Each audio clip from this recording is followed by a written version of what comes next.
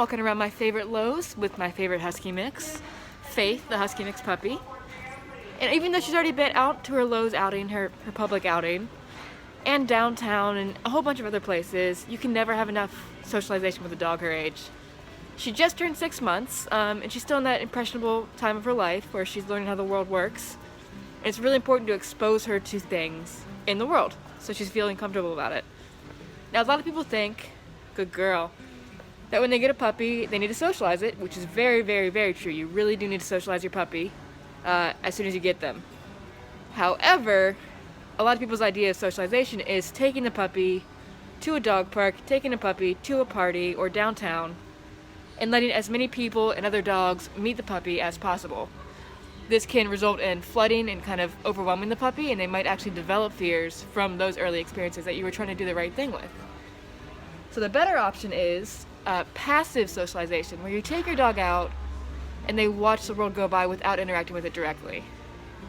Just like this. There's people walking by, there's another puppy who walked by a minute ago, and instead of saying, hey, can you pet my dog? Can my dog meet your puppy? I said, sit, good girl. And she just watches them go by. That's all you really need to do. We'll talk more about that. I'm gonna go find some distractions for her.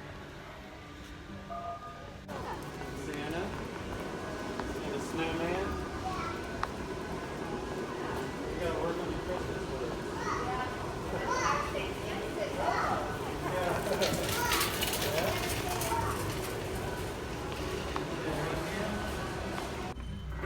So as you can see, as we walk through the store, we're passing person after person. We're passing carts and strollers and wheelchairs. We're passing dogs and children. But she's learning that just because we're walking towards something or passing by it, doesn't mean she's going to interact with it directly. That's a really important thing for her to distinguish at this age. Otherwise, you can get a dog who's a hyper-social greeter, who wants to meet every single person and dog that she sees. Or alternatively, she meets a person, she meets a dog, she has a bad experience, and she decides that now dogs or strangers are the enemy, and she reacts strongly from that.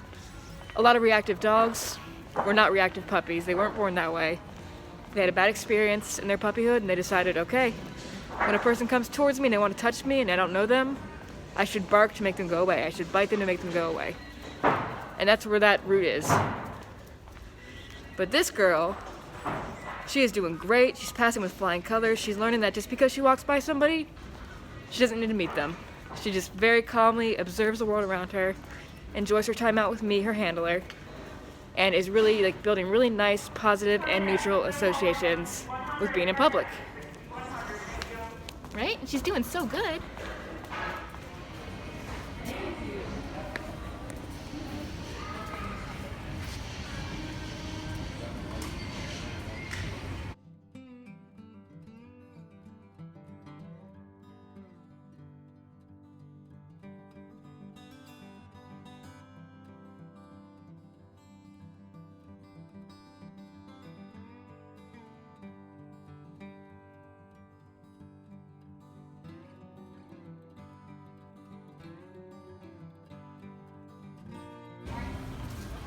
Faith has given us a good example on how to passively socialize your puppy or dog in a public setting. I have her in a downstay by the front door, looks like an Alzar. The busiest part of the store, there's lots of crazy noise going up on the overhead speakers. There's tons of people walking by, strollers, carts, children, puppies. But she's doing a great job, in her command, relaxed.